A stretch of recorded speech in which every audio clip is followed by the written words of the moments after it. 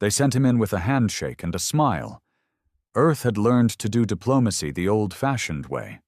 Calm words, empty hands, iron will underneath. The Galactic Council called for peace talks after decades of cold tension between Earth and the rest of the stars. Naturally, Earth obliged. They wanted peace, wanted it badly, but they never sent anyone without teeth. He walked into the Council's shining, floating chambers with his hands behind his back. No weapons, no armor. Just the dark suit Earth's diplomats wore, plain, sharp, the color of war shadows. His name? It didn't matter. Not to them, not yet. They called him human. That was enough insult already. The Council was made up of 21 species, insectoids with clicking mandibles, gelatinous beings that shimmered like oil, towering scaled things with crowns carved from their ancestors' bones. And all of them had one thing in common. They thought they were better than humans. They thought humanity crawled out of a hole and should have stayed there. So when the human envoy entered with his slight, unreadable smile, they mocked him, subtly, formally. One asked if his translator implant could handle complex logic. Another noted how fragile his frame looked under gravity above Earth norm. A few just stared, waiting for him to flinch. He didn't flinch. He smiled, the kind of smile a wolf gives before it eats. That's what made them nervous. They didn't say it, but the air shifted. The meeting dragged for 2 hours.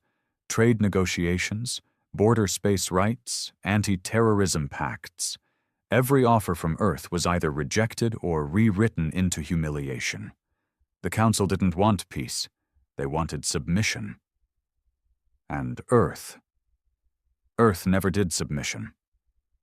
At the final moment, as the diplomat turned to leave, the attack came.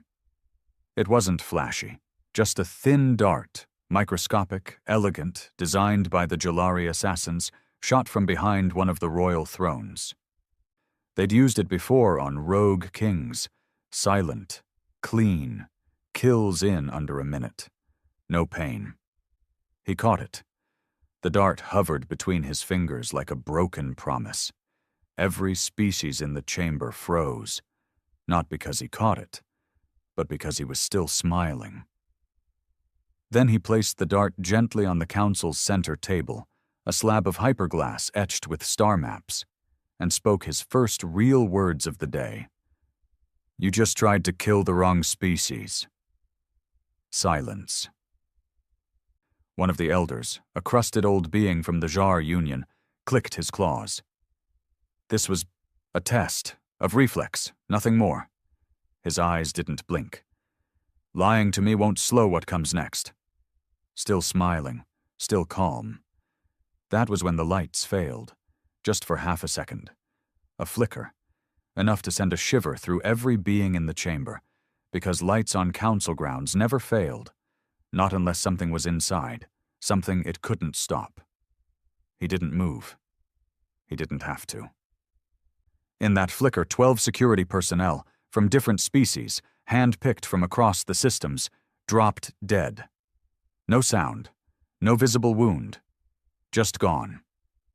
He tilted his head like he was listening to someone speak in his ear. Then nodded. "You attacked a peaceful representative," he said, stepping forward now. "Under your own roof, in front of witnesses. That gives Earth permission." "Permission for what?" asked a Council member, voice quaking. "To smile back." He tapped his temple once. And the room changed. Every star map on the Council table turned black. The floating holograms dissolved into error. A message scrolled across the air in Earth Standard language. "Operation Black Sun initiated. Earth response level. Total." In orbit, somewhere high above the Council's golden world, 22 ships uncloaked. Earth's ships. Not massive, not glowing. Just matte black things with names like Gravedigger, Hell's Whisper, no negotiation. Ships built for one reason: revenge. They didn't fire, not yet. Because the man in the suit, the diplomat, wanted them to listen first. He leaned over the council table, real close, voice low. "You attacked one of us," he said. "You thought we'd kneel." His smile didn't waver. "But you forgot something important. Death doesn't scream. It smiles." They didn't speak for a while. Nobody dared to. The air was thick with fear, the kind that made even species without lungs feel like they were choking. 22 ships floated above their skies, invisible seconds ago, now undeniable. Ships that weren't there for negotiation.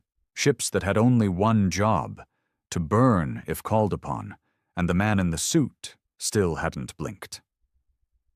"I want to be very clear," he said, voice low but hard, like a stone scraping steel. "Earth didn't come here looking for war." His eyes scanned the council chamber slowly, calmly, one pair at a time. He wasn't yelling. He didn't need to. His presence was louder than any threat. "You brought war. You invited it. And now you want to measure how far we're willing to go." He paused, then smiled again. "We don't measure. We don't negotiate when blood's been drawn." The ambassador from the Ixar Confederacy, tall, silver-skinned, with vine-like appendages twitching in discomfort, finally found his voice. This is disproportionate. It was a mistake. Miscommunication. Perhaps a rogue element. You cannot hold all of us accountable." The human's smile widened, not friendly, not forgiving. The kind of smile someone wears at a funeral they planned themselves. "That's the problem with your kind," he said. "You think diplomacy is a game? That you can lie and bend until someone stronger than you breaks. You mistake patience for weakness." He walked slowly around the chamber, past council members who shifted back from his presence like he was radioactive. None of them knew what scared them more, his words or the way he walked like he owned the room. "The diplomat you tried to kill, that was me. Earth didn't send a second one. There was no backup. There's only me, always has been." The room went still.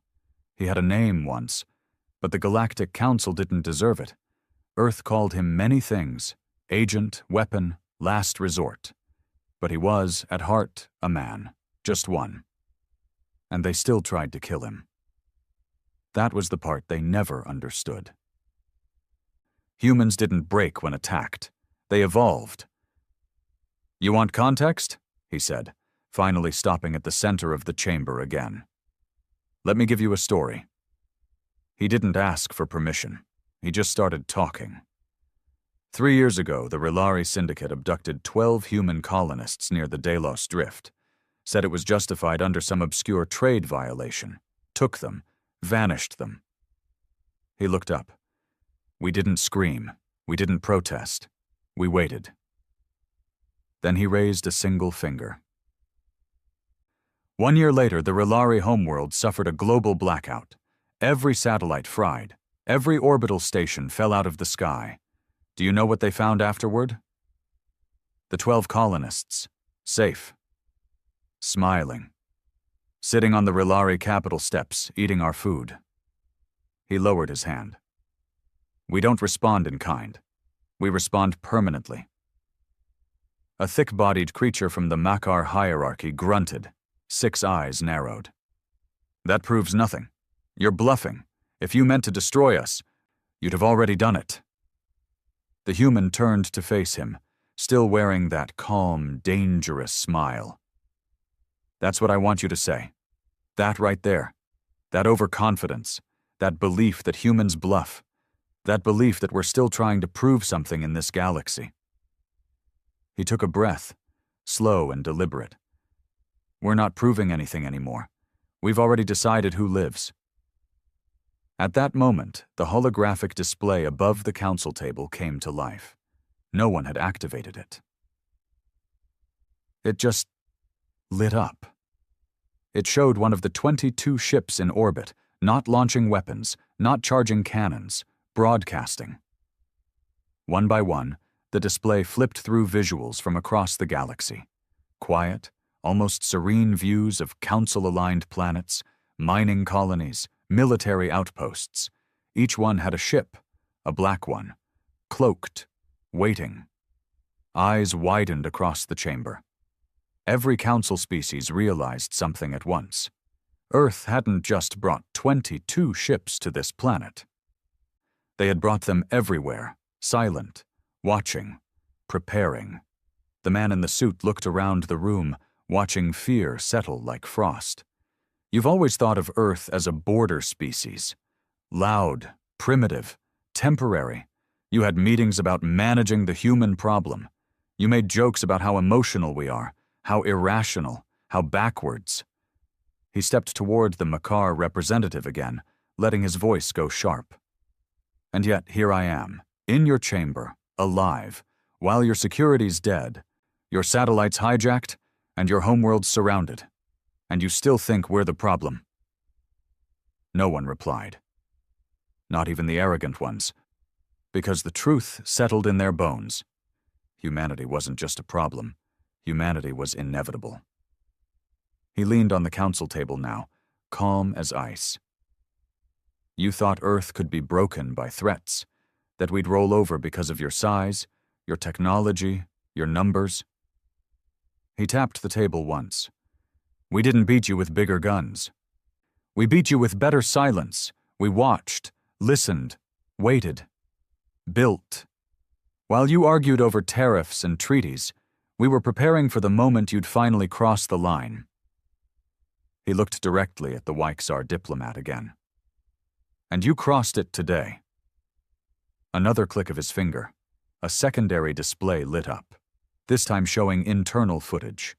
Surveillance from the very council building, from quarters, from restricted areas. Humans had eyes inside. The diplomats looked at each other now. Some moved their hands in secret code. Others reached for communication implants. Dead systems. No signal. Nothing gets out, he said softly. Not until we're done. It was then that a younger delegate, not an elder, just a minor representative from the lower rim worlds, rose and tried to make a stand. This is coercion, terrorism. If Earth goes down this path, there will be consequences. The human's smile faded. For the first time. He walked toward the young delegate slowly. No anger. No hate, just sadness. Your kind tortured our diplomat. He's still in this room. You tried to erase him like a bug on a boot. Then his voice dropped lower. You don't get to speak about consequences. One snap. Just one. And the young delegate's translator implant sparked, violently, before he dropped to the ground, convulsing. He wasn't dead, but he wouldn't speak again for a while. You will sit. You will listen. You will learn. The human looked around again. Earth is not here to destroy, not unless we must. But we are here to end this idea that humans are beneath you, that we're tools or threats to manage. We don't need your counsel. We don't want your validation. All we ask for is respect. He looked at the Makar elder once more.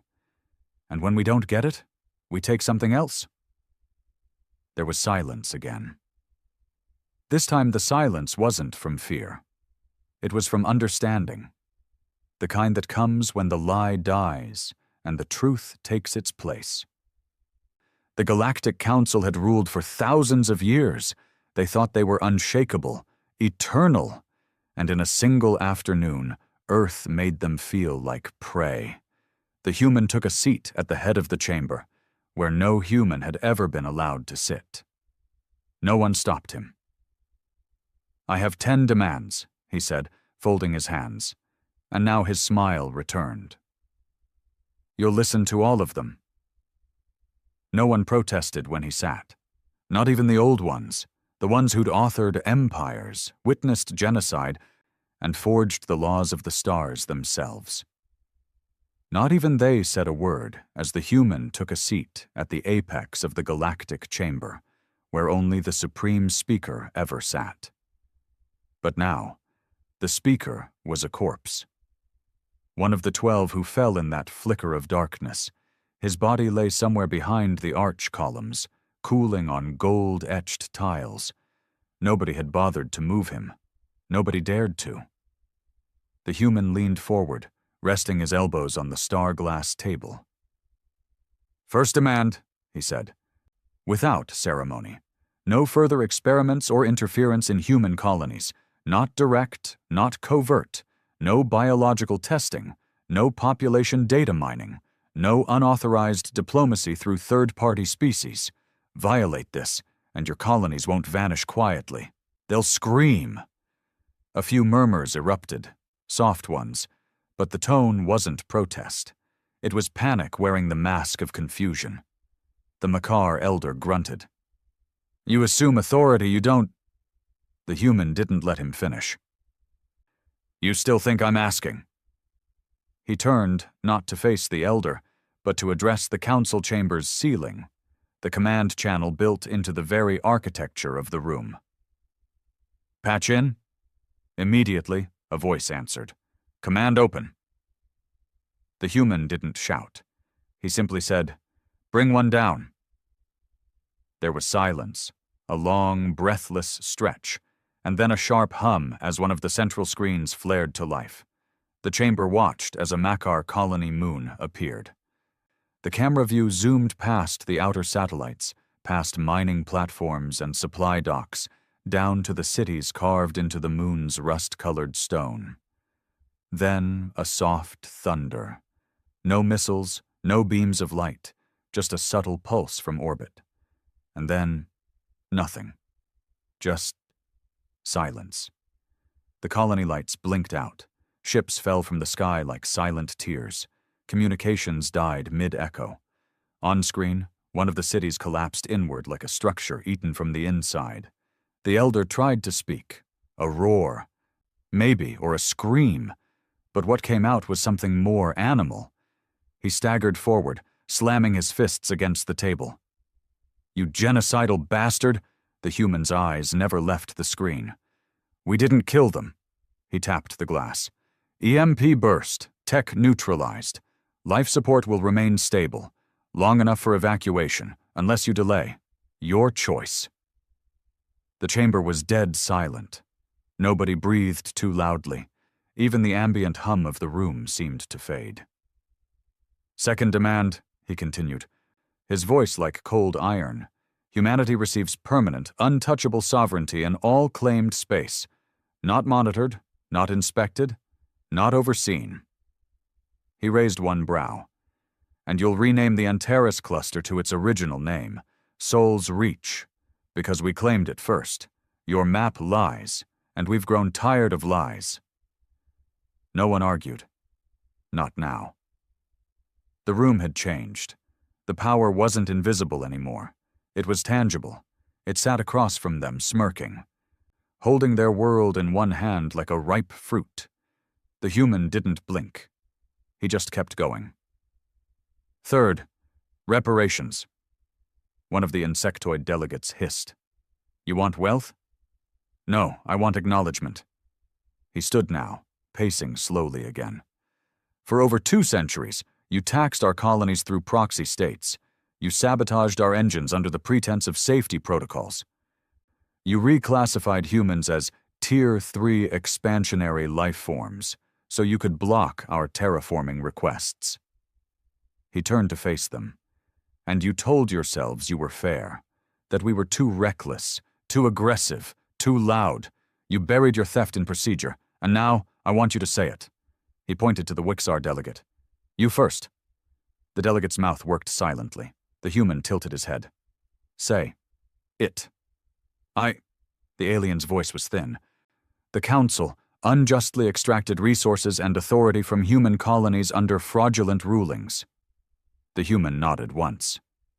"See how easy that was?" He moved on. "Fourth demand, dissolution of the Jalari assassin guilds. You used them to kill a diplomat, me. You'll dismantle them by cycle's end, or I'll hand their client logs to every mercenary fleet in the sector." Eyes widened. "You have those?" the Jar Elder rasped. "Earth has everything." He sat again. "Fifth, we want full records of genetic manipulation programs involving humans, all of them." He let that hang in the air like a loaded weapon. "Don't pretend you don't know. Half of you voted for it. Quiet votes. Slipped into agricultural funding bills. You've been tweaking variables in our outer colonies. Sterility ratios, lifespan suppression, aggression amplification." He leaned forward again. "You wanted to test evolution. You found something that scared you."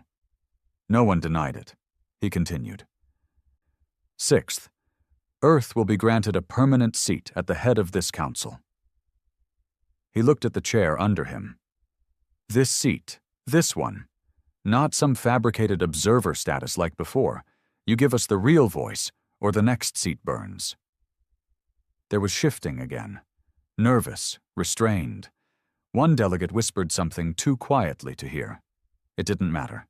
The damage was done. The man was changing the power structure of the galaxy in real time, and no one was stopping him. "Seventh," he said, tapping the table twice. "No more propaganda networks targeting humans. You think we don't notice? You poison your broadcasts. You write us as savages in your stories. Pirates, brutes, villains." He looked around. "But when the real monsters come clawing at your doors, the Voidkin, the Fleshmass, the Coil, who do you call?" He didn't wait for them to answer. "Us." He tapped his chest once. "Because you know deep down that the monsters aren't scared of you. They're scared of us." He stood again, now fully in control. "Eighth, the planetary embargo on Mars ends. Now. Your orbiting checkpoints vanish by this time tomorrow." He looked to the Jalari representative, one of the few who still had the nerve to look him in the eye. "You put pressure on Mars because they didn't bow fast enough. You called it a pirate haven. We call it a frontier, and you're not welcome there anymore." He began circling again like a predator. "Ninth, recognition." He stopped. "You will record, broadcast, and teach, in every council species, that humanity is not a threat, but a power, equal, unquestioned. You will tell your young that Earth is not to be mocked, pitied, or underestimated. You will erase the words inferior primate from every council archive." He paused. "And you'll start referring to us properly, not as humans, not as Terrans, but as sovereign men." The word hit the room like a crack of thunder. Nobody moved. Nobody even dared blink. And then came the 10th. He turned his back to them, looking toward the high glass dome where the stars burned silently over their heads. "Final demand." He let the words settle slowly, like a slow blade twisting into old flesh. "You will declare, publicly, that Earth has won this war." Silence. He turned. "Because make no mistake, that's what this was. You declared it the moment you tried to silence me. You've spent decades trying to control our future with wires and laws. You've stolen, lied, tortured. And we let you." He stepped forward again. "Until now."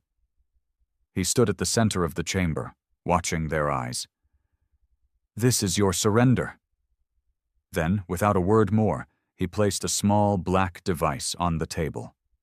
A projector. He pressed it once. A final broadcast lit the chamber, not warships, not targets, but a recording of the attack, every moment, every word, every detail. From multiple angles, the dart, the assassination attempt, the silence, the death, the man's smile, and then the broadcast showed something else. Another council chamber, one not in this city, another sector, another world. Council members watching the same recording in real time. The broadcast had already begun. Across all known space, every council world was watching Earth's final message. The human smiled once more. Not cruel, not even cold, just resolute. "You get to choose now," he said softly. "Make the declaration, or wait until your people make it for you." Then he stepped away from the table, leaving the 10 demands behind, burned into their minds forever. The chamber didn't erupt in screams. It didn't devolve into chaos. That would have been too clean, too simple. Instead, what followed was worse. Silence. Long, crawling, suffocating silence, where pride choked reason and fear refused to be named. They all sat there, blinking at the footage playing on loop above them, the attack, the smile, the collapse of their illusion of superiority. The Jar Elder finally said it. One word. "We surrender." It wasn't noble. It wasn't even loud. It slithered out of his mouth like an infection leaking from a wound. There was no ceremony, no collective vote, no recorded statement. Just a single moment of quiet recognition that they had no cards left to play. The others didn't argue. They didn't need to. They had already surrendered the second the dart was caught, the second a smiling human told them death wore his face. The man in the suit, the diplomat, the weapon, didn't react, didn't smirk, didn't gloat. He simply turned and walked out of the chamber, and as the pressure of his presence vanished, the council finally began to breathe again, shallow, broken breaths. But outside that chamber, the galaxy was already on fire.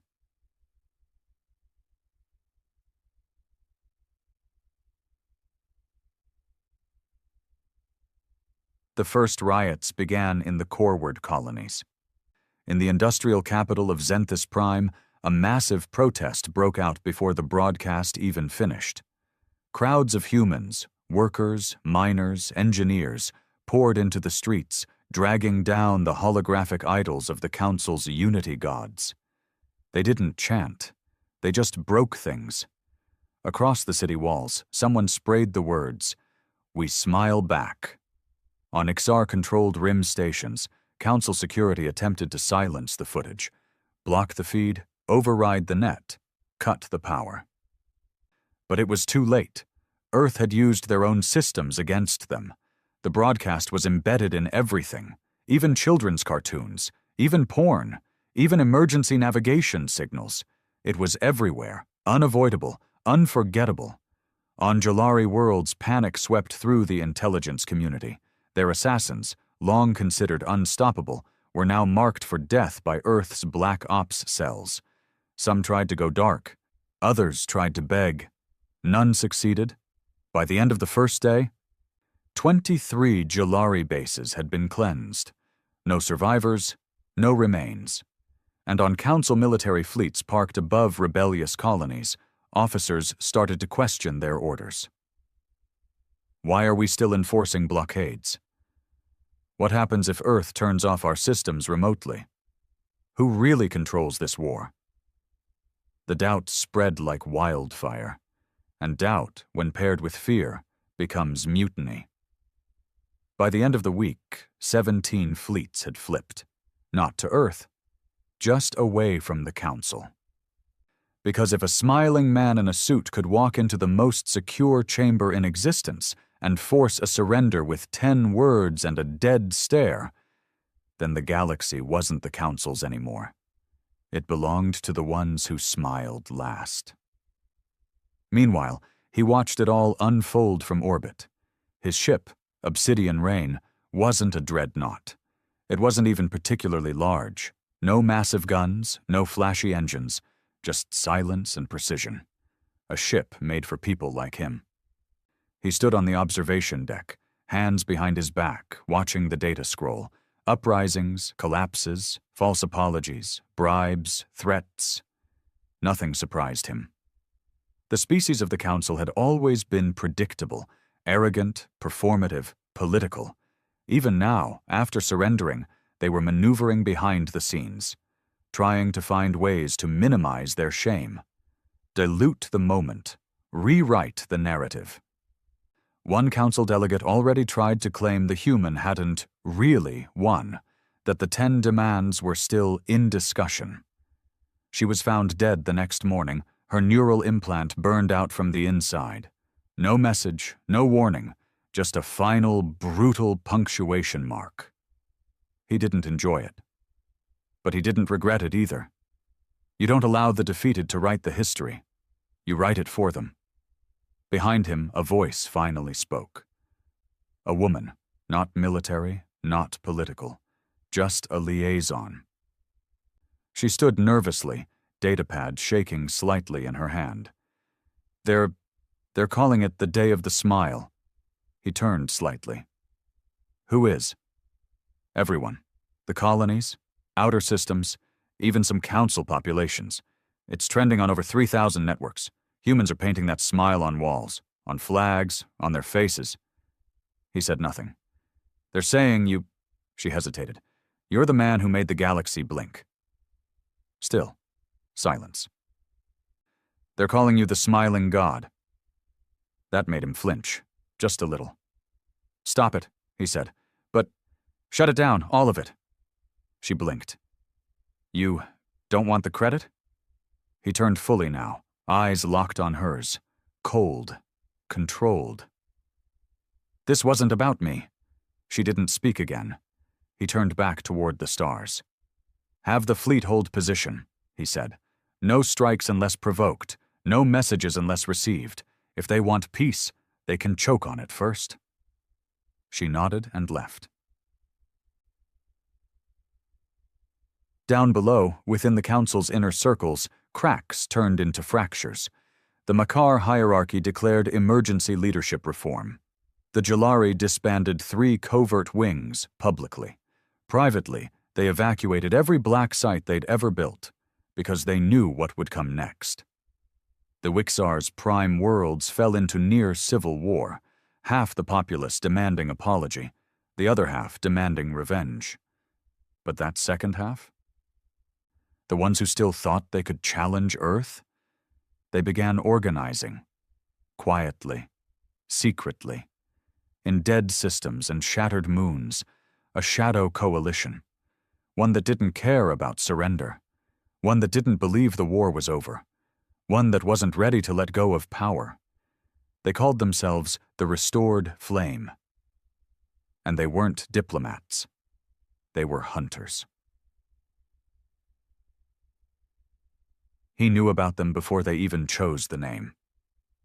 He sat in silence aboard the obsidian rain, watching encrypted channels bleed with corrupted data.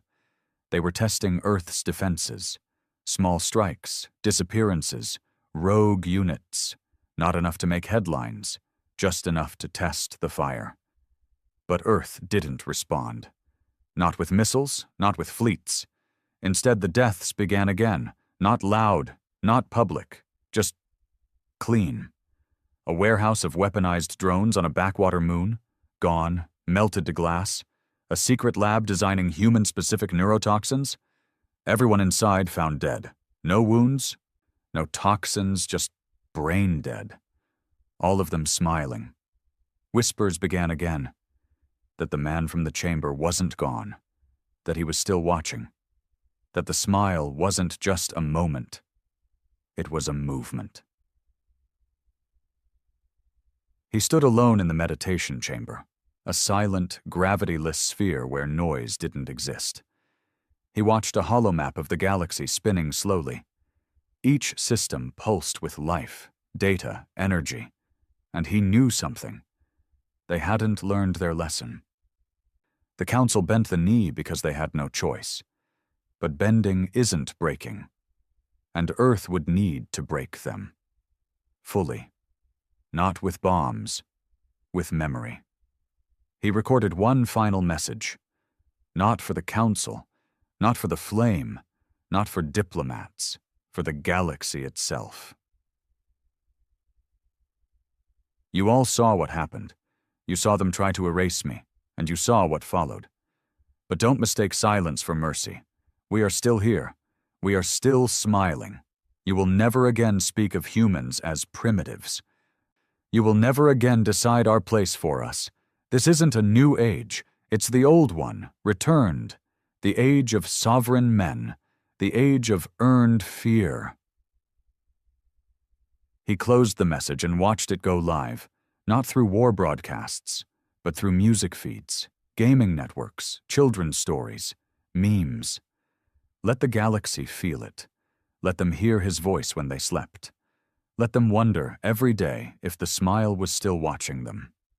The assassination attempt wasn't bold. It was desperate. They didn't try to match Earth's tech.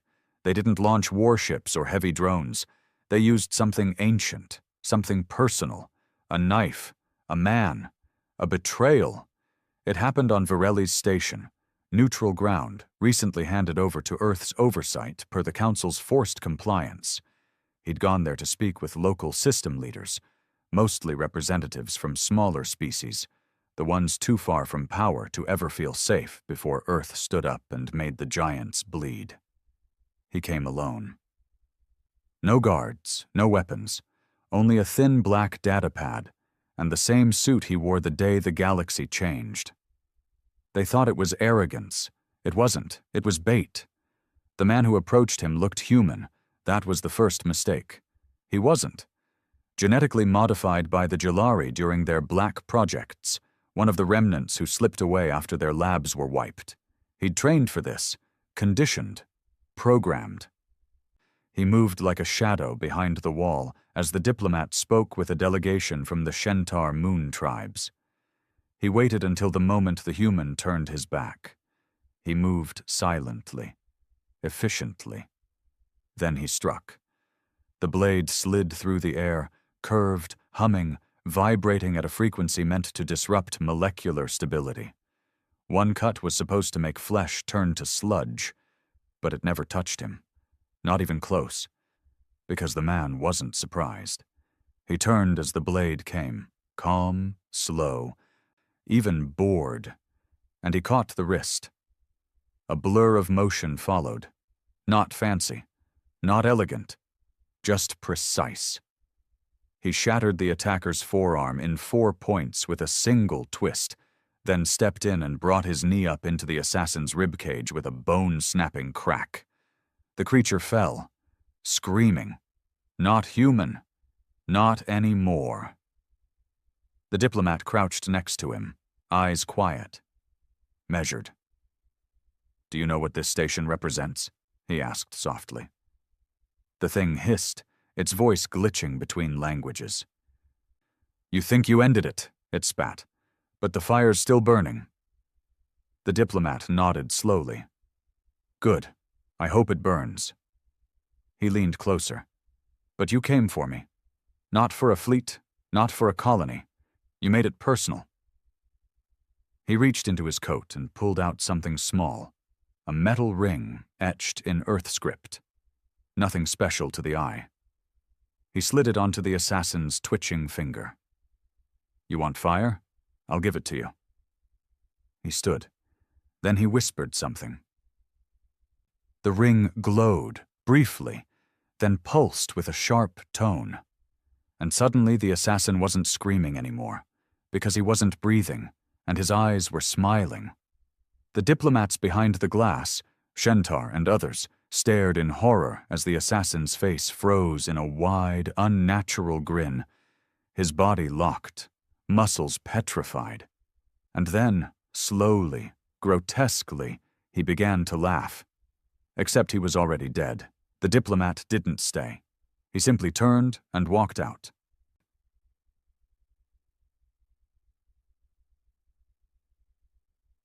Within the hour, the recording hit every major broadcast feed. A message embedded in the footage. "You tried to take the smile from me, so now you wear it forever." Back on Obsidian Rain, he sat in the dark. He didn't watch the broadcast again. He didn't need to. He already knew what it would cause: fear, confusion, retraction, and eventually, retaliation. They couldn't help themselves. The restored flame was built from old pride. From the bones of cowards who didn't bleed the first time. They weren't warriors. They were leftovers. But even leftovers rot if you let them fester. He turned to the woman beside him, a different one this time. No official rank, just a handler. Young. Calculating. Activate protocol? She asked. He didn't answer right away. Then he said, Phase 2, quiet burn. She nodded. Her hands danced across a screen. What's the target focus? She asked. He stared out the viewport at the stars bleeding past the hull. Memory. Phase 2 wasn't about killing leaders. It wasn't about destroying ships. It was about erasing legends. The restored flame had been whispering stories of the human overreach, their own propaganda machine, telling frightened species that Earth would become tyrants, that humanity would enslave, control, consume. The response? Silence. Then, precision. Every known historian who'd helped write those messages, gone. Disappeared mid-sentence during live interviews, archives containing the Flame's recruitment videos, corrupted, not erased, twisted, re-uploaded with audio spliced and visuals altered, until even their own people believed they'd faked their movement. One by one, the heroes of the resistance lost credibility, lost memory, lost voice. It wasn't about domination anymore. It was about psychological suffocation. Let them scream into a void that never echoes back. Let them realize the scariest thing in the universe isn't a fleet. It's being forgotten. Still, someone fought back. Not many, but enough. They launched a full-blown assault on the Obsidian Rain. Suicide ships, jammed signals, chemical warheads. They breached the hull. They thought he'd run. He didn't. He stood alone in the observation deck, one arm bloodied from shrapnel, suit torn, hair matted, watching the flames crawl across the outside of his ship like slow worms. The attackers burst in. 3 of them. He didn't reach for a weapon. He didn't even flinch. They stopped when they saw him, because his eyes were already mourning them. You still don't understand, he said softly. You think you're fighting a man. He stepped forward, bleeding down one arm. You're fighting the last lie in the galaxy. The first one raised a weapon. Fired. The human blurred. The round missed. So did the next. And the next. Then he was in front of them, too close, and death came fast. Not flashy, not loud, just 3 broken throats and a man standing alone again. Still breathing, still smiling. Later, as the ship patched itself and systems restored, the comms came alive with a private channel.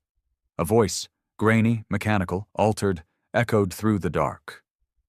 We see you. He closed his eyes. You'll have to do more than that. You're not untouchable. No, he said. I'm just not scared of being touched. A pause. Why? He turned toward the speaker. Because the only part of me that felt fear died in that chamber. Another pause. You can't win forever. I don't need to, he said. Then he leaned in close to the comm. I just need to outlast the last coward in the room. The restored flame's final attempt came weeks later. A summit. False peace. A chance for dialogue, offered in the spirit of reconciliation. He accepted. Everyone told him not to. Everyone begged him not to. He smiled. I'm not going to the meeting. They blinked. Then who? He turned. The idea. The flame gathered on an asteroid world, remote, fortified, rigged with fail-safes. They thought they had control. They thought wrong. Because the human diplomat who stepped into their summit chamber wasn't human at all. Just a mimic drone. A shell. Programmed to smile. It spoke once. You wanted to speak with the smile. Now you'll wear it. Then it detonated.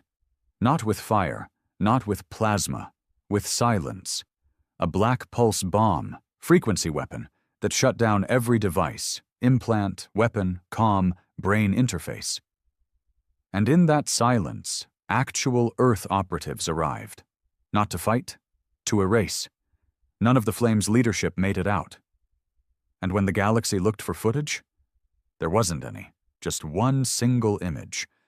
spread across every data node, a flame insignia, broken in half, with a smile drawn in ash across its face. They called it peace. On the surface, the galaxy seemed to have found it. The last coordinated rebellion by the restored flame had ended in ash and silence. Council systems bent to Earth's 10 demands without another word. Treaties were signed, border conflicts disappeared, even trade resumed across fractured sectors. But it didn't feel like peace. It felt like submission, unspoken. Heavy. Fragile. The galaxy didn't fear war anymore. It feared him. The man who walked into the most powerful chamber in existence and didn't walk out with blood on his suit, but with the galaxy in his palm. He wasn't on broadcasts anymore. No more messages, no threats, no smiles. He had simply vanished, and that made them fear him even more. He didn't go far. A hidden Earth-controlled outpost on the edge of the Serix Veil, isolated, off-grid, atmospherically unstable. The kind of place where a man could disappear without dying. He didn't wear a suit anymore. He didn't sit at tables, didn't write demands, didn't give speeches. He sat alone, watching, listening. Not to transmissions, but to the quiet. The kind of silence that only follows total victory. It wasn't satisfying. Not to him. Because deep down, he knew what they didn't want to admit. Peace built on fear isn't peace. It's a pause, and pauses always end. Back in council space, the adaptation began. New curriculum rewrote human history, not out of respect, but out of necessity. Children learned that humanity had risen above conflict and taught the stars a lesson in unity, conveniently forgetting who taught them and how. Council leaders bowed in public, praised cooperation, promised new shared futures. Behind closed doors, they whispered the same old words. How do we contain Earth? How do we survive them? In the outer sectors, something worse began to happen. Worship. He didn't want it. He didn't ask for it. But it grew like a tumor in the silence he left behind. Street artists painted his face in alleys, always with that same smile. Poets wrote verses calling him the Sovereign Flame. Militias not even aligned with Earth started carrying banners of black with a single phrase. We smile back. It stopped being about Earth, stopped being about demands. It became a symbol, a threat, used by people who wanted control. Power, fear, just like the ones they claimed to hate. And Earth? They didn't stop it. They couldn't. Because for all the fear the galaxy had for that man, his own people feared him just as much. The man they once called Diplomat didn't care about the worship. What shook him more was the moment he realized he'd killed hope. Not on purpose, but undeniably. Because the galaxy didn't believe in diplomacy anymore. Not really. Why would they? One man walked into a room, didn't raise his voice, and flipped the entire galactic hierarchy. Why talk? Why negotiate? Why believe in anything but power? He saw it happening even on Earth. Children trained harder, younger. Diplomats walked with security now. Trust became outdated, and behind every conversation, every smile, every alliance, there was one unspoken thought. What would he do? That haunted him more than death ever could. He was pulled back in only once, not by a threat, not by an uprising, but by a request from Earth itself, a summit, not to make more demands, but to ask one question. What now? The galaxy had been reshaped. Power had shifted. Earth stood above the stars, unchallenged. But victory without direction was just weight, a burden. He arrived late, didn't wear the suit, didn't speak first. When they asked him what Earth should do with its dominance, he said nothing. They asked again. Still silence. Only when an aide, young, idealistic, stood and said, "We need to lead them," did he finally speak.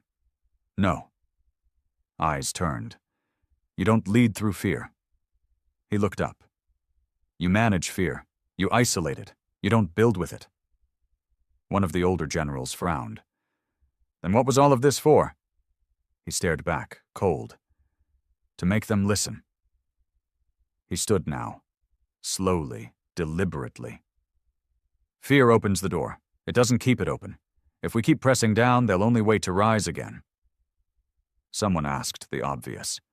So we give it back? The power? He shook his head. No. Pause. But we lend it. Another pause. We give them choices. Let them govern again. Let them feel control. Let them build. Because the second they believe we won't let them, they'll break. The general didn't like it. Why should we care if they break? The diplomat looked out the window, out at the stars bleeding through the dark. Because the last time they broke, he said, I walked into a room and came out carrying the weight of an entire galaxy's silence. He looked over his shoulder, expression neutral. I'm not sure I can do it again. They agreed, not because they wanted to, because they understood. He'd won them the war, but he couldn't win the future with the same smile. Over the next year, Earth began to step back, slightly, just enough. The Council wasn't restored, but it was repurposed, under human observation. Decisions made locally again, with final arbitration from Earth. Treaties were rewritten, not in fear, but in realism. And quietly, slowly, the galaxy began to function. Trade, culture, even laughter returned in some corners. But the fear never fully faded. How could it? You don't forget the man who rewrote the stars with a sentence. You don't unknow the weight of a quiet smile. He never returned to public life. Never again stepped into chambers. Never gave a second speech. He didn't need to. His name became a scar, one people didn't speak, but never stopped remembering. Some said he died. Some said he was frozen, Earth's last weapon, locked away in case the stars forgot the cost. Others believed he never existed, just a myth, a story, a warning. Careful who you silence, he might smile back. One night, years later, on a colony called Ashvale, long forgotten by most of the galaxy, a child asked her grandfather if the story was true. Did he really smile when they tried to kill him? The old man stared out the window for a long time. Then he said, No. She frowned. But they said, No, he repeated. He didn't smile because they tried to kill him. He looked at her. He smiled because he knew they already lost. The child didn't understand. Not then. But she remembered it. She always would. The first signs came quietly. A fringe system, Veru Delta, stopped responding to council pings. It wasn't alarming. Outer systems went silent all the time, usually power failures, sometimes civil unrest. But then another world, Jovel 3, followed. Then a mining colony, then a relay station. Each one went dark, not destroyed, just disconnected. As if someone had quietly pulled the plug on their voice. It wasn't war, it wasn't rebellion, it was erasure. And Earth noticed. A coded message was intercepted from one of the blackout systems, heavily encrypted.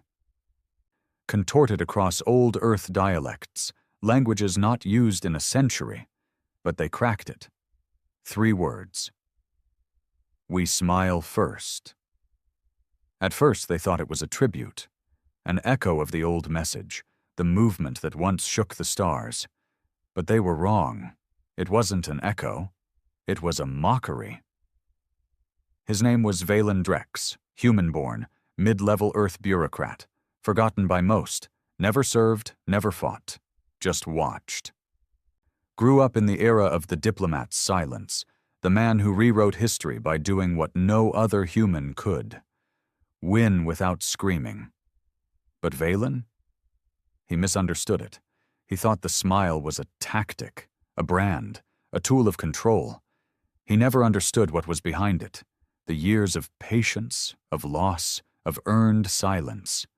Valen Drex was an imitator, and imitators are always more dangerous than originals, because they don't know the weight of what they're copying.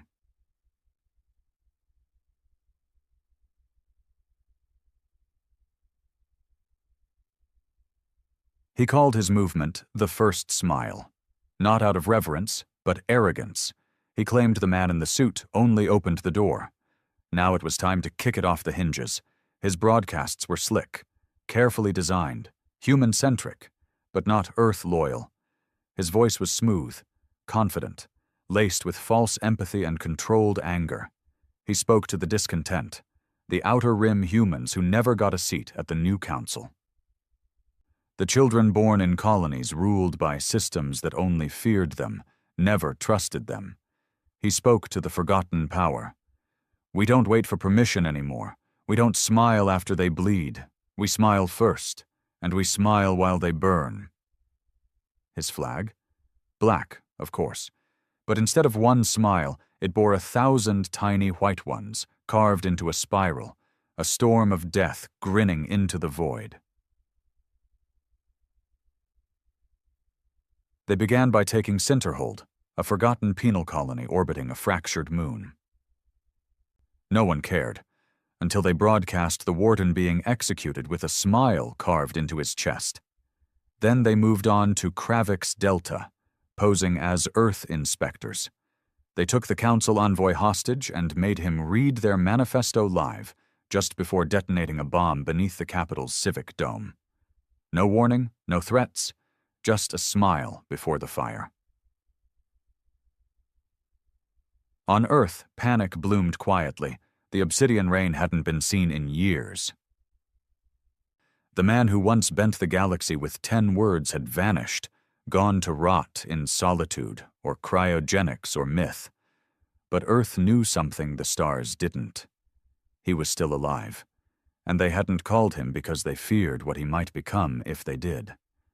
But now they had no choice.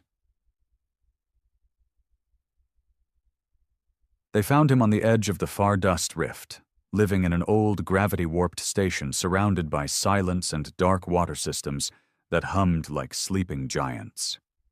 He didn't answer at first. Just stared at the transmission with tired eyes. They showed him the images, Valen Drex, the bombings, the spiral flag, the words, "We smile first." Still silence.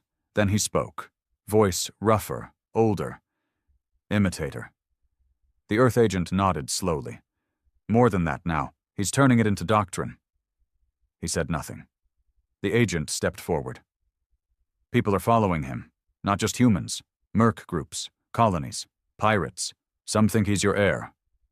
The man raised one brow. My what? Your replacement. That made him chuckle. The first time he'd laughed in years. Then he looked into the screen. Dead center. Call the rain. The obsidian rain took 6 hours to reach the rally point near the Diraxis belt. It didn't roar. It didn't shimmer. It just appeared, like a thought the galaxy forgot it had. The black ship opened for him like it remembered his blood. He didn't put on a suit this time. No pageantry. Just a coat, heavy and faded. The crew didn't speak. They didn't salute.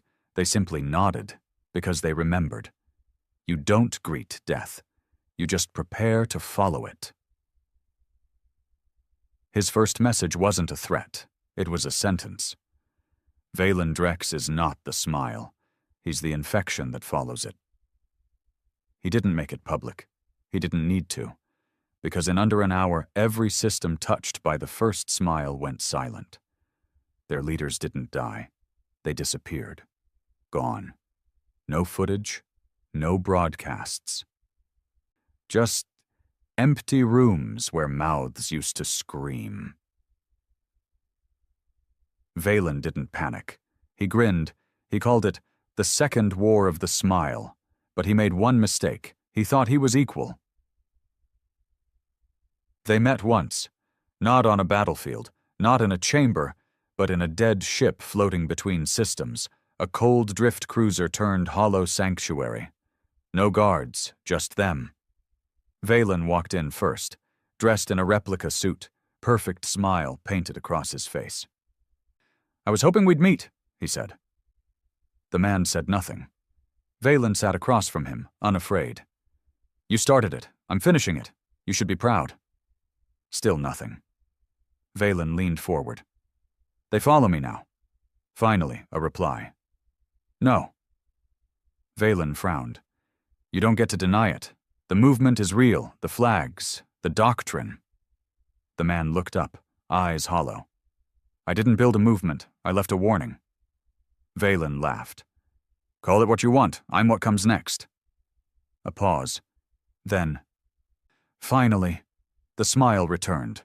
Not wide, not warm, just ancient. "You're what comes after forgetting." He stood. Valen did too. "What now? You kill me? That's it?" The man nodded. "No, I erase you." Valen tried to speak, but the air collapsed. His voice froze in his throat, muscles locked, neural signals silenced by a microfield built into the seat. He stood, struggling, eyes wide in realization.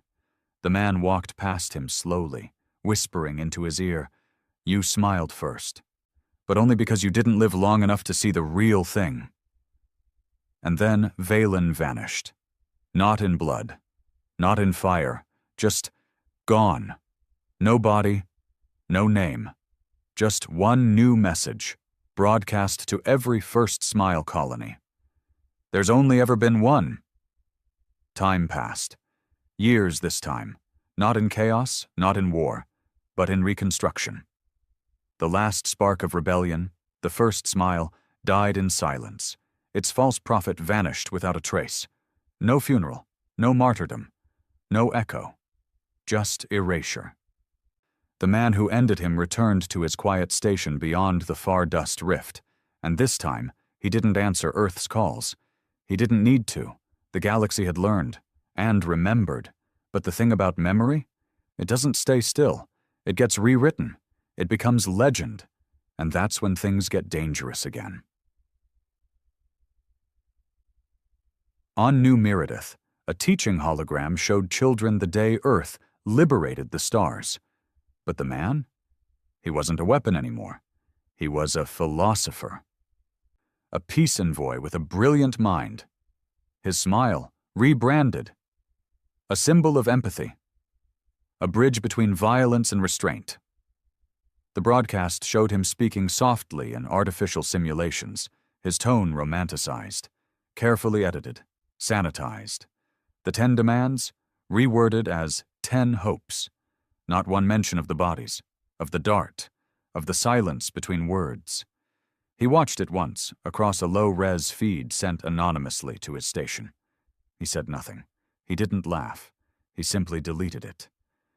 Because he understood something now. They weren't just erasing the truth.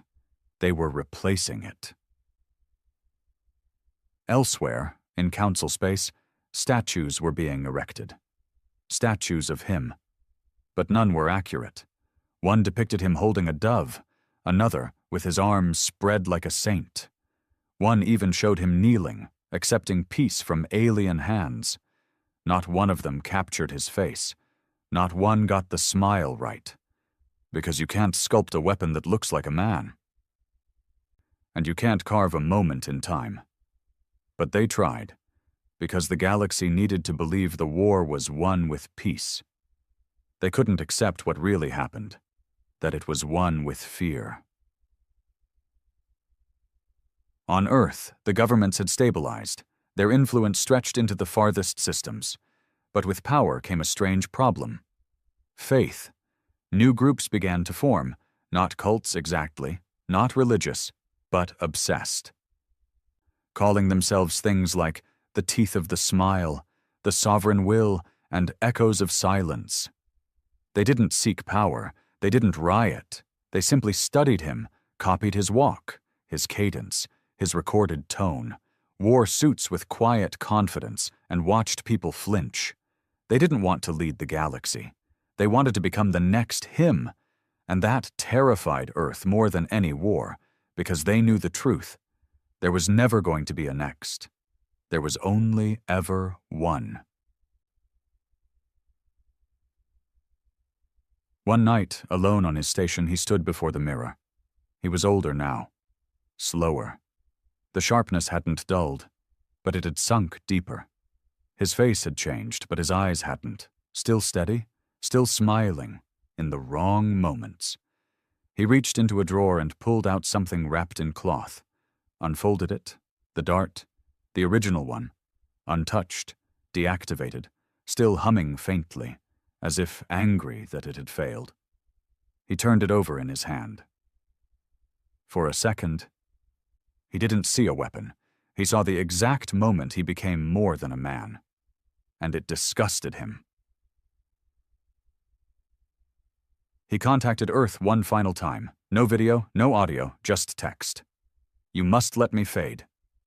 They responded immediately. "We can't. You're the anchor." He replied. "Then cut the chain." Silence for 5 minutes. Then a reply. "What do you need?" He didn't answer, because he'd already made his decision. A month later, the obsidian rain was found drifting near the edge of the null expanse. Empty. No life signs, no logs, no escape pod launched. Just a single sentence etched into the internal display screen. The galaxy doesn't need a god. It needs to forget it ever feared one. They searched for him. For years. Found nothing. Not a trail, not a whisper, not even a lie. Because he hadn't died. He'd simply left the story. But the galaxy didn't forget, because absence doesn't erase legacy. And soon, a new kind of terror began to bloom. Not war, not rebellion, interpretation. One system started arresting citizens who smiled at security officials. Another passed laws banning any public use of his quotes, called them coercive speech. Entire planets rewrote their legal code under the banner of preventing smile doctrine resurgence. And just like that, the man who once demanded peace through fear became the excuse for totalitarianism. He became the myth dictators pointed to. Not the man who stopped war, but the one who justified it. Years later, a scholar named Dralis Vorn published a controversial book, The Smile That Broke the Stars. In it, he claimed the Diplomat never existed, that the Council collapse was orchestrated by Earth's AI regime, that the smile was invented, a narrative designed to unify human superiority through fear mythology. He toured hundreds of systems, giving talks titled, "Fear is Fiction, the Smile Was Never Real." He stood on stage, laughing. Until one night, during a broadcast, something strange happened. His audio cut mid-laugh, and on the screen behind him, an error appeared.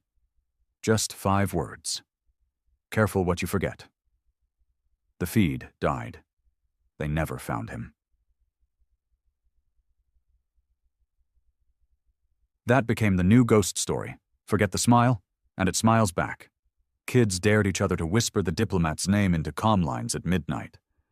Teenagers downloaded grainy ancient footage of the Council attack and froze the exact frame he caught the dart, daring themselves to stare at it too long. Some said the man still lived, in data, in black code, in the dead zones of the galaxy where no signals echo. Others said he wasn't a man anymore. He was the memory of power, the shadow of consequence. One child, a girl born on a system rebuilt under Earth's order, asked her father something one night as they watched an old hollow painting of the Council dome. Did he ever smile because he was happy? The father didn't answer at first. Then he said, "No, he smiled because they made him." She frowned. "Who?" "Everyone." He looked at her. "And that's why you shouldn't ever try to be him." "Why?" He looked at the stars. "Because the moment you wear a smile to make the galaxy fear you..." He paused. "You'll forget what it's like to smile for yourself." And so it ended.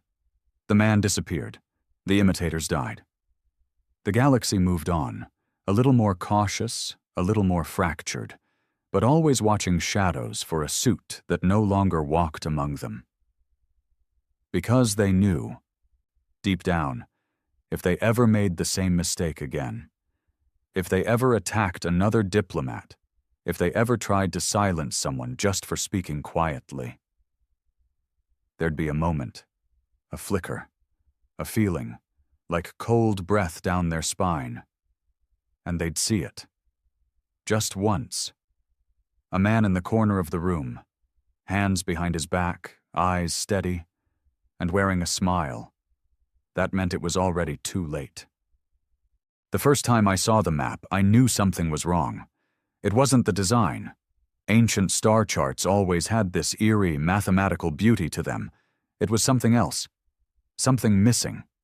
Like staring at a puzzle where the last piece isn't just gone, it's been ripped out on purpose.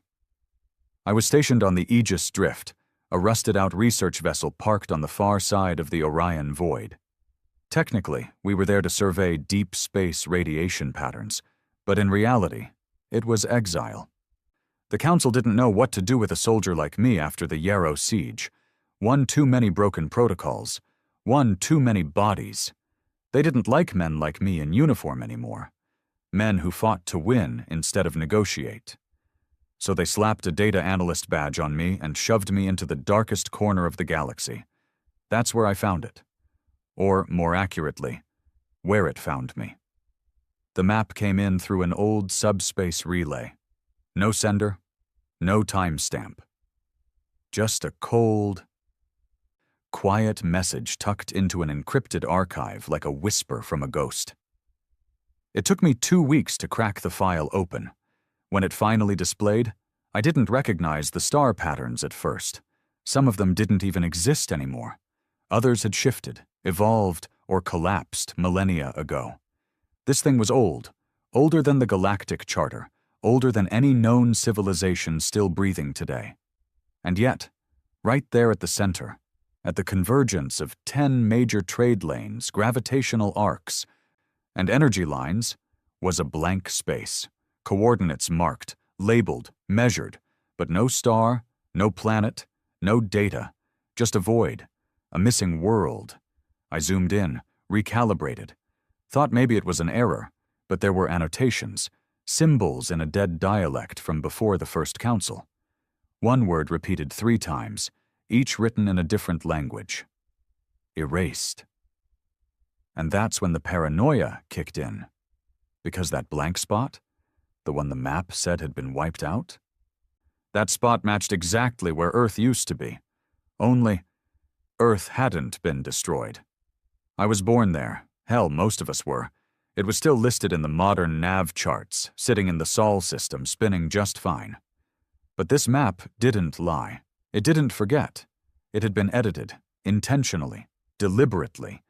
Someone, or something, had gone to unthinkable lengths to remove Earth from the oldest record of the known galaxy. And worse, this wasn't the only version. I ran a stealth scan against over 6,000 legacy charts stored across Council servers. Earth was missing from over 80% of them, like we were never meant to exist, or like someone wished we hadn't. I brought it to my supervisor. A nervous little drone of a man who only spoke when spoken to, and never made eye contact. He looked at the map, then looked at me like I'd just coughed up a confession of treason. "Delete it," he said, almost whispering. "You didn't see this." "I didn't see this." "What do you mean, delete it?" He leaned in close. "I've seen what happens when people ask questions about the blank. Ships go missing, files vanish, careers end, lives too. He walked away like nothing happened. That night, someone tried to erase the map from my terminal. Too late. I'd already copied it to a personal core drive hardwired into my neural implant, locked behind 4 layers of old Terran encryption that no off-world AI could break. I didn't sleep. Couldn't. Not with the thought rattling around in my skull like a live round in a faulty chamber.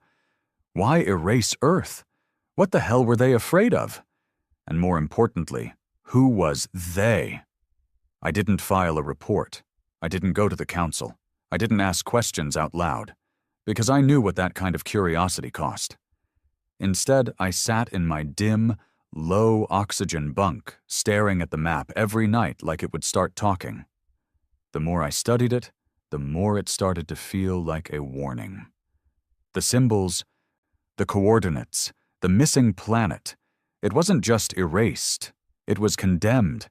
I kept running simulations, old gravimetric overlays, ancient hyperspace lane reconstructions, and no matter how far back I dialed the galactic clock, everything should have revolved around that missing point.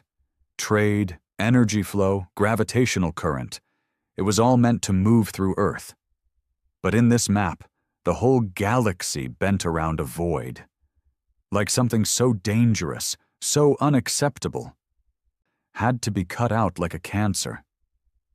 And still, Earth was there, physically, orbiting Sool, breathing, buzzing, full of over 10 billion people completely unaware that most of the galaxy didn't acknowledge they even existed.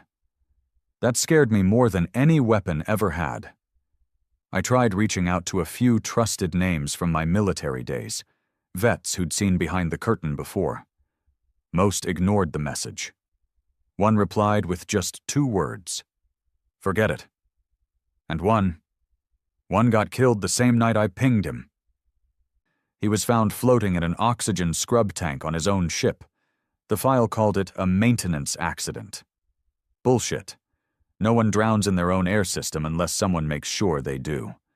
I stopped contacting people after that. I started preparing instead. My ship clearance wasn't high, but my rank, what was left of it, still got me a beat-up long-range scout shuttle with a functioning FTL drive. I submitted a requisition for independent deep field analysis, faked the coordinates, routed a bogus radiation survey, and launched under the nose of the command staff while they were busy debating fuel rations and food synth cycles. The coordinates from the map led me through dead space. Real dead space. No stars, no systems, just the cold, lightless vacuum that even pirates avoided. The kind of space where no one can hear you vanish. I drifted for 5 days. Alone. Quiet. Engines cold. Power routed only to navigation and life support. If someone was watching, they'd think I was dead or lost. Both were fine by me. I reached the coordinates at 300 ship time. There was nothing there. No planet, no debris, not even heat signatures. Just silence. But my gut said otherwise. I engaged low-frequency scans. Nothing. Then I switched to something older. Terran sonar mapping. A tech centuries outdated, ignored by modern ships. And that's when I felt it. Not saw. Felt. The return echo. The vibration through the hull. There was something there. Something massive. Something not reflecting light or heat, but still pushing back on every signal like a ghost under a frozen lake. Cloaking on this scale wasn't theoretical. It was impossible. But the impossible was humming quietly beneath me like a buried leviathan. Then the screen blinked. A single message appeared. Not a voice, not a face, just text, old Earth basic. You should not be here. I didn't move. Another line followed. Turn back. I tried to send a ping, a response, anything. The system crashed instantly. Total blackout. Lights, sensors, propulsion. Gone in one flick of a switch I didn't control. I was dead in space. Then, slowly, the nav console came back online. But it didn't show stars. It showed history. a visual flood of Earth's past. Not just the clean version taught in council schools, not the propaganda, the real history, wars, revolutions, atrocities, blood. We weren't a peaceful race. We didn't rise through science and unity. We fought our way forward. We clawed through centuries of death and greed and madness. And yet, we endured. And then the screen shifted. It showed alien worlds, other species, civilizations that had risen and fallen without ever needing war, without ever creating a gun or a soldier. Peaceful, evolved. And still, they died. One by one. Starved, conquered, assimilated, forgotten. But Earth, we didn't die. We adapted, we survived. That was the difference. And maybe that's why we were erased. Because we didn't fit. Because humanity wasn't born to play nice. We weren't sculpted by genetic perfection or divine balance. We were a species born in fire and sharpened by suffering. We made tools out of bones and built weapons out of necessity. We looked at the stars not for answers, but for escape. Maybe they saw that. Maybe that's why they buried us. Because what scared them wasn't what we did. It was what we might do. The screen went black. And then, one final line appeared. You were the experiment. You weren't supposed to survive. I sat, frozen, staring at those words like they were my own death sentence. The ship powered back on slowly. Engines flickered, lights hummed. Everything returned to normal. But I wasn't normal anymore. Whatever force had spoken, or shown me, whatever was hidden here, it didn't kill me. Which meant one of two things. Either it wanted me to spread the message, or it knew no one would believe me anyway. I flew back to the drift. Quiet. Calculated. Wrote a fake report, pretended like nothing had happened. But in my head, I kept seeing the map, the void, the missing world, Earth, and the truth that burned behind it all. Humanity wasn't forgotten.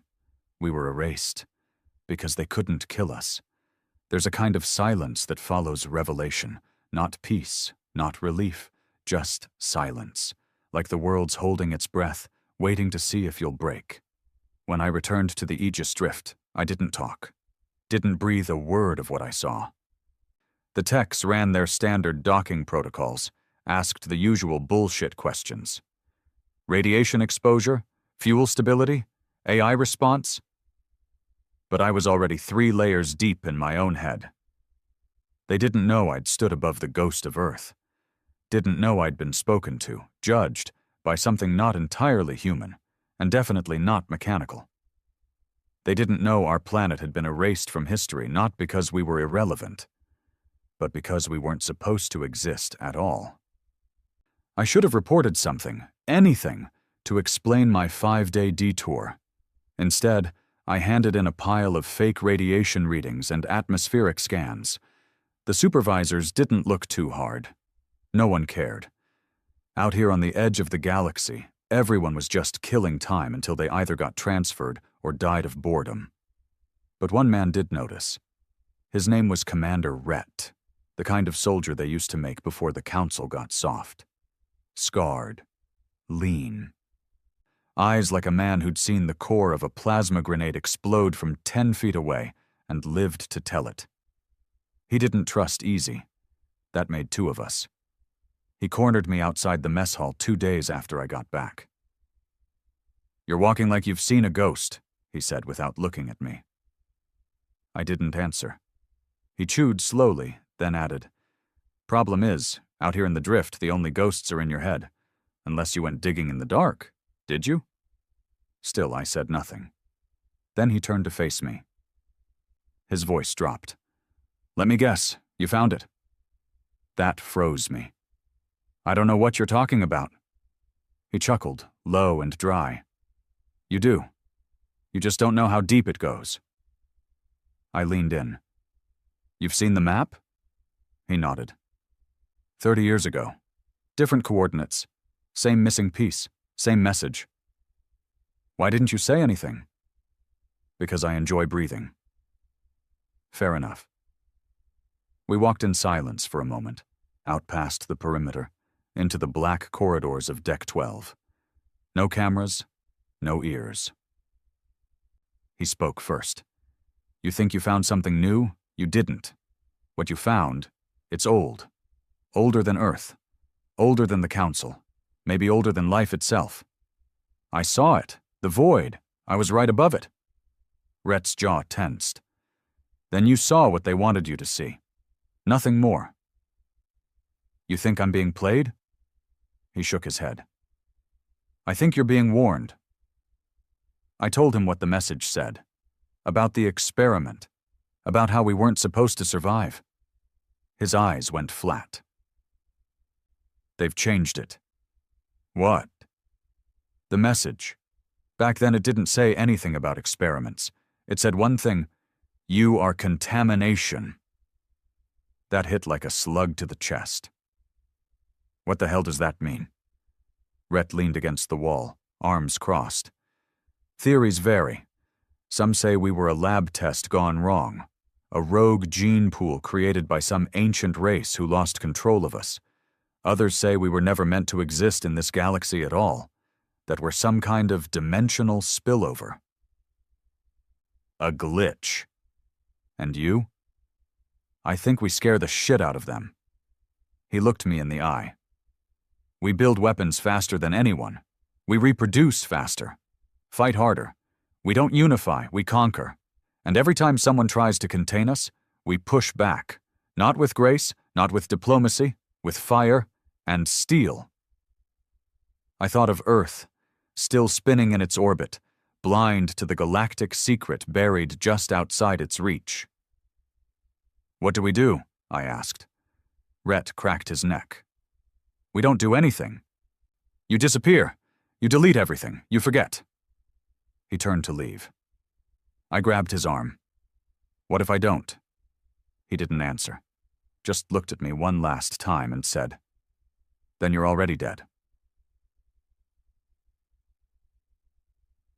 I didn't sleep that night, not because I was afraid, because I was angry. They erased us, lied to us, hid us like a sin they didn't want the universe to see, and we accepted it, all of us. Living our little lives under the illusion that Earth was just another backwater planet in a friendly galaxy. But now I knew better. And once you know, there's no going back. So I made a decision.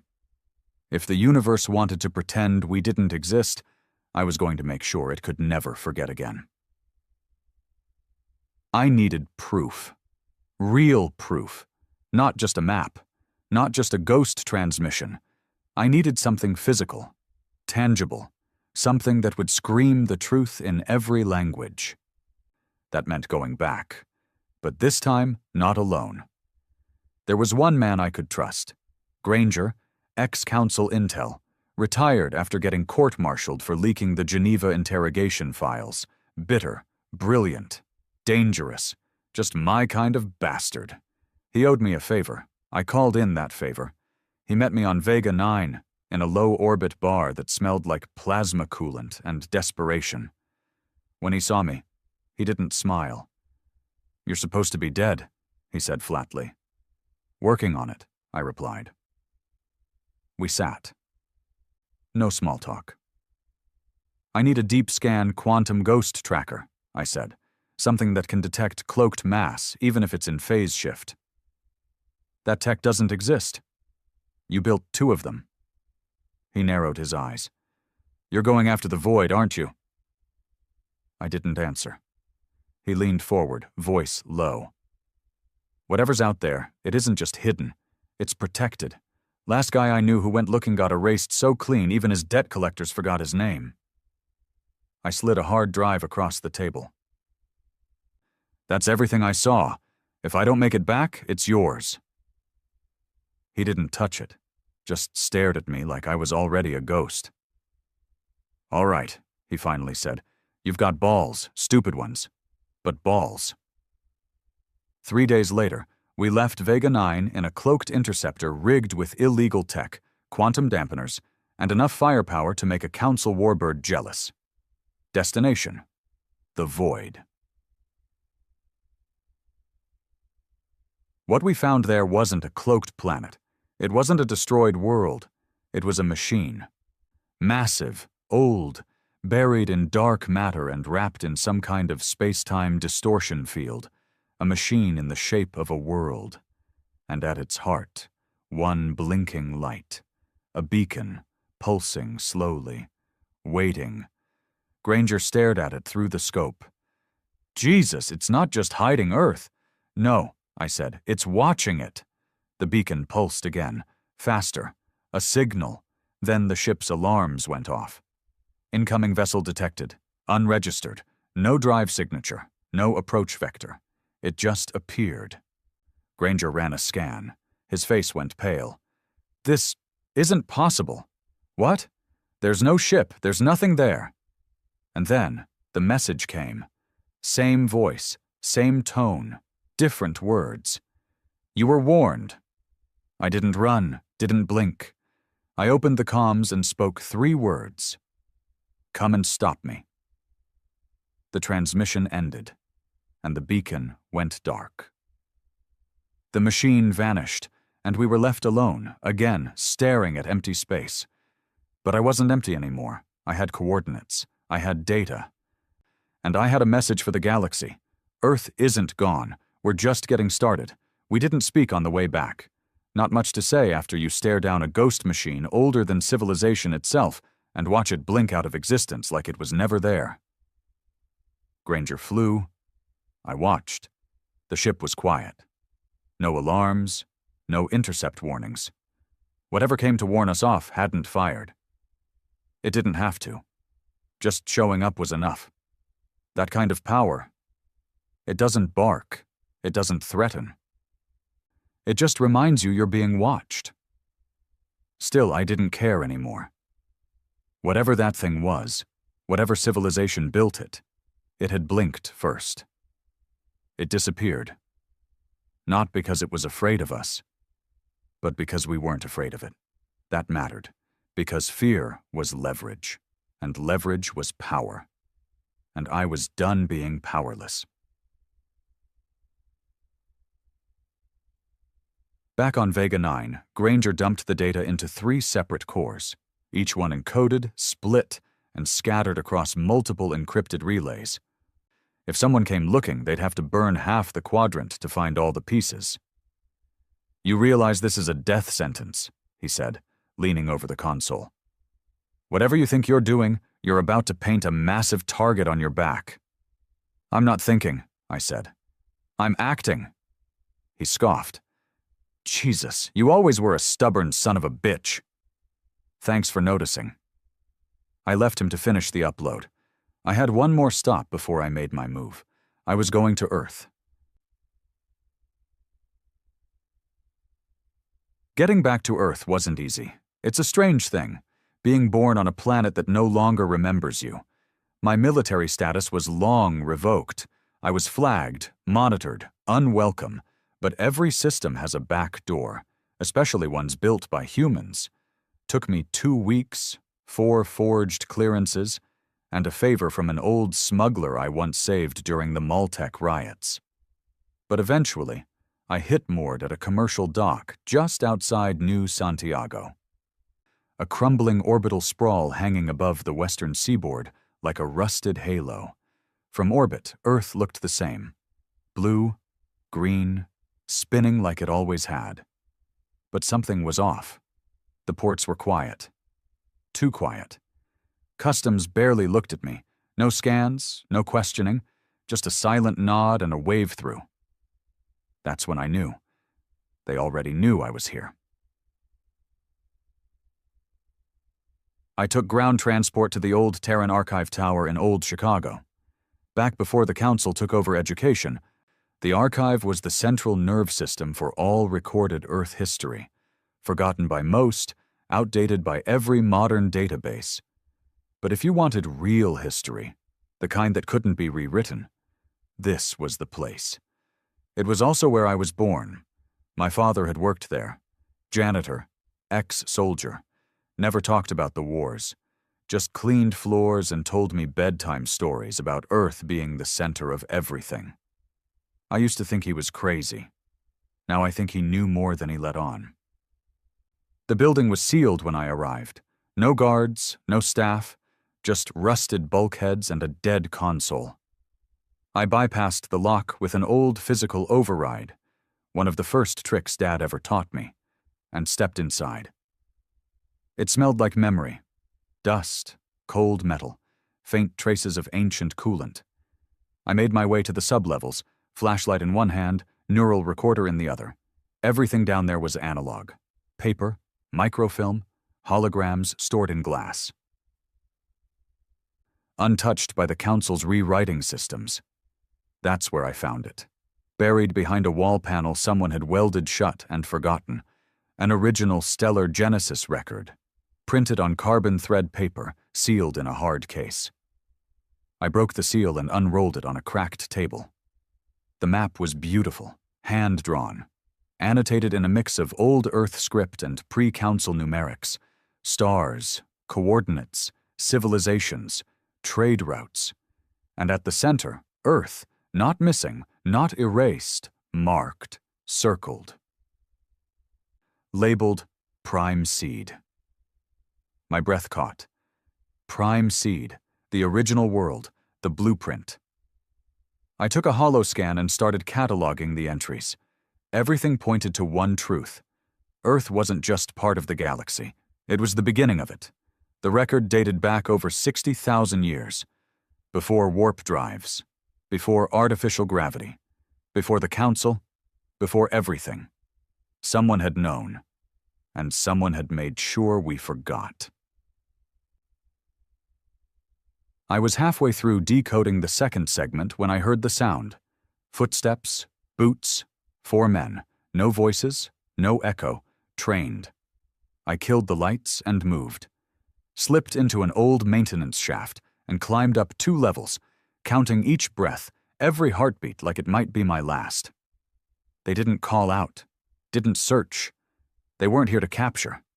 They were here to erase, like everything else. I watched from above as one of them lit a thermal charge and placed it on the central data core. No hesitation, just execution. They left 5 minutes later. I waited 10. Then I climbed down and watched the flames eat what was left of our past. I didn't run, not yet. There was one more person I needed to see, my brother. He still lived planet-side, running a small mechanic shop in Sector 9, a slum built on the bones of prefab colonies and rusted exoframes. He'd stayed behind when I left for the military, said someone had to keep the old machines alive. He looked older than I remembered, gray in his beard, one eye replaced with a cheap optic. He didn't hug me when he saw me, didn't even smile, just said, "You brought it back with you, didn't you?" I nodded. He closed the shop door and locked it. "Tell me everything." So I did. The map, the machine, the erased records, the beacon. When I was done, he sat there staring at the floor. "I always thought we were being lied to," he said quietly. "Just didn't think the lie went that deep. What do I do now?" He looked at me. "You burned the whole damn illusion down." "How?" He pulled out a data spike from under the table. "Broadcast, wide spectrum, untraceable, council-grade encryption. I stole it from a crash site during the riots." I took it in my hand. Heavy, sharp, like truth. "Once you activate it," he said, "you've got 10 minutes before every shadow unit within 10 light years is on your ass." More than enough. I left Earth at dawn. Didn't say goodbye. Didn't need to. Some people are born to forget. Others are born to make sure no one ever can. And I had a message to deliver. The broadcast had to go out from somewhere far, somewhere old, a place that still had roots in Terran code. Council systems would shut it down before the first syllable hit open space if I used anything they could trace. That meant going to the Spire. They called it a junk station. Dead orbit. Decommissioned during the Third Rift War. No patrols, no activity, just metal bones rotting in the dark. But Granger had confirmed it still had a functioning comms array, buried beneath enough twisted tech and outdated software that the Council's filters couldn't shut it down fast enough. Perfect. I jumped from a private cruiser, no ID tag, no emissions trail. The spire came into view like a corpse in a coffin, floating, silent, forgotten. Fitting. It had been part of Earth's first off-world military push. Hundreds of men trained and died there before the Council absorbed the Terran command and restructured the galaxy, which was code for buried everything we used to be. The docking bay was half collapsed. I had to cut my way in, one magnetic clamp at a time. No light inside. Just the groan of old steel under pressure. I moved fast, muscle memory guiding me through the long, dead halls. It took 15 minutes to reach the broadcast control room. Then the real work started. The Council didn't make it easy. They'd disabled most of the interface protocols years ago. I had to hard jack through the neural link using a wrist-ported decryptor Granger had customized. The moment I connected, a wave of static flooded the room. Old data. Encrypted memory fragments, rogue AI echoes, voices of the dead whispering out of the dark. For a second, I hesitated. Then I remembered the flames eating through the archive tower. I remembered the empty space where Earth had been erased. I remembered the machine under the void, watching us, judging us, hiding us like some dirty secret in a universe of artificial peace. I leaned in and activated the spike. "Running payload," I muttered under my breath. The upload started. Data pulsed across the screen. The map, the star void, the classified logs from the drift, the transmission from the beacon, the scan footage of the cloaked machine. Everything. Raw, unfiltered, encrypted in 5 dialects, embedded with visual triggers and DNA-stamped voice logs. This wasn't a whistleblower leak. This was a reckoning. I set it to blast wide. Open bands, smuggler channels, Council Black archives, deep space relay clusters, planetary forums, colony navs, warlord networks, old Terran archives, fringe systems, everything. If it had a signal, it was about to hear the truth. 10% uploaded, then 20, then 30. That's when the alarms screamed. Incoming vessel detected. No name, no signal, no registration. Again. Same as before. They found me faster this time, I muttered, but I didn't stop the upload. I heard them land. Boots on steel. They didn't knock. They breached. A concussive blast ripped the airlock down the hall, echoing through the dead corridors like thunder in a tomb. They were coming fast. No protocol, no hesitation. Kill team. This wasn't about arrest. They wanted to wipe me out the same way they wiped the records, the same way they wiped Earth. Too late. Upload 87%. 1 more minute. I drew my sidearm and sealed the control room with the last bit of power left in the blast doors. First shot came through the steel. Punctured the wall. Missed my head by an inch. I ducked, fired back, aimed to wound, not kill. I didn't want silence. I wanted screams. Proof someone came. 2 of them rushed the door with shielded rigs. I lobbed a pulse mine. Not lethal, just enough to shut down their suits. The blast sent one tumbling. The other screamed, his helmet cracking against the wall. I hit the transmitter. Voice now live. Begin broadcast. I didn't bother with a greeting. I looked into the camera, blood on my sleeve, smoke rising from the console, and a dead man's pistol in my hand. And I said, "My name is not important. But what I've found is, the oldest star map in the galaxy has a world missing. That world is Earth. We've been erased, hidden, buried, Labeled an experiment, marked as contamination. And now I know why, because we weren't supposed to survive. And the ones who built this lie, they knew we would rise. They watched us fight, bleed, kill, rebuild. They watched us crawl out of the dirt and build machines that burn suns, and they got scared. So they tried to wipe us out with silence. But silence ends today. You can deny a voice, you can erase a name, but you can't stop truth from bleeding. Earth lives, and we remember. The upload hit 100%. The spike flashed green. Sent. The next blast blew the control panel apart. I hit the floor as fire and sparks filled the room. My ears rang, blood dripping from my temple. The door was gone. They stood in the smoke. Black armor. No insignia. No emotion. The lead man raised his weapon. I raised my eyes. Smiled. "You're too late." He didn't speak. Just pulled the